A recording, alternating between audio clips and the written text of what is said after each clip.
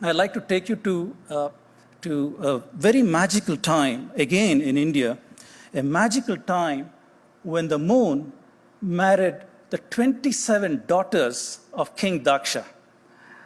Well, if you're the moon and you lived in those times, you could get away with polygamy, but don't try it today. So the story goes that each day the moon would visit one of his wives. However, his father-in-law, King Daksha, got word that the moon favors one of his wives called Rohini much more than the other wives. And he was furious with his son-in-law. How could he treat his daughters not equally? So he was furious with him. And so he cursed his son-in-law, but then the moon managed to go and plead with the god Mahadeva, and he got a boon from him, and as a result of which, he was condemned to a life of waxing and waning. Now, this enchanting story has encoded both complex as well as simple astronomical facts. Let me explain. The ancient Indians had observed that each day the moon rises in the east at a different time and therefore against a different backdrop of the skies and stars.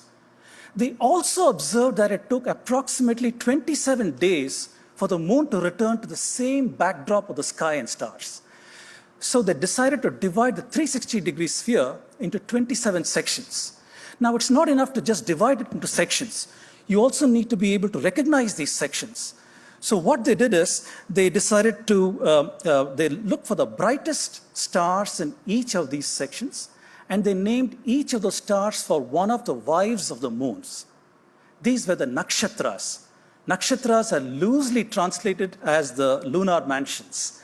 So the 27 nakshatra model is exactly that.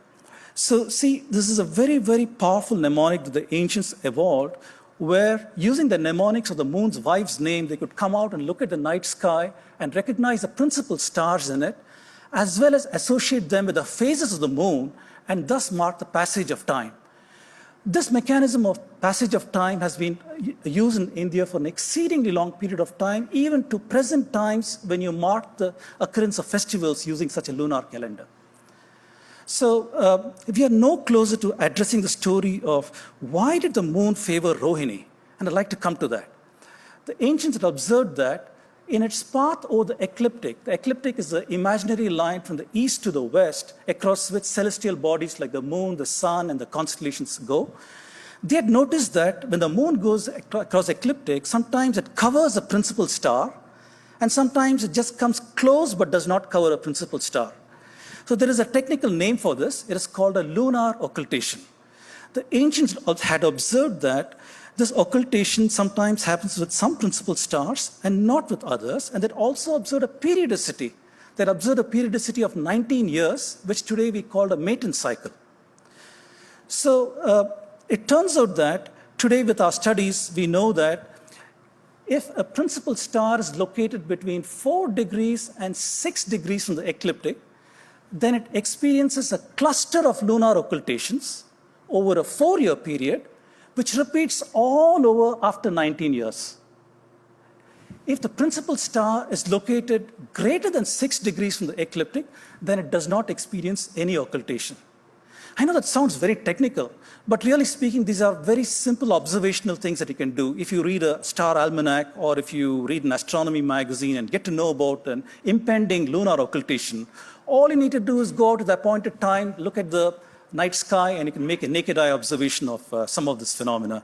So I did all of these things to try and understand this Indian story of why did the moon favor nakshatra Rohini over all the other nakshatras? Well, it turns out that Rohini is the star that in Arabic is called Aldebaran. So today we know them by the familiar name Aldebaran. Rohini is located at 5 degrees from the ecliptic. What does it mean? It means that Rohini is going to experience a cluster of occultations over a 4-year period that repeats all over after 19 years. Well, I counted in the latest cluster is from 2015, ending this year in 2018, I counted 49 occultations of Aldebaran or Rohini with the moon.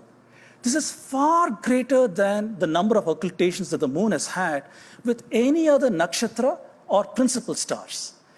Not only had the ancients observed the phenomena of occultation, not only had they also looked at the frequency and called out how often each is occulted, they had also noticed that Rohini was occulted the most and preserved that observational wisdom in an easy to remember story of the moon and his wives and how he loved Rohini more than the others. So isn't it amazing? Such a simple, complex astronomical phenomena encoded in a simple idiom that is unfortunately easily dismissed as a silly myth. So the next time that any of you hear anybody dismissing an ancient story as a myth, do ask them to pause and reflect. They could be spurning millennia of wisdom that is encoded in the story. Thank you for listening to my stories.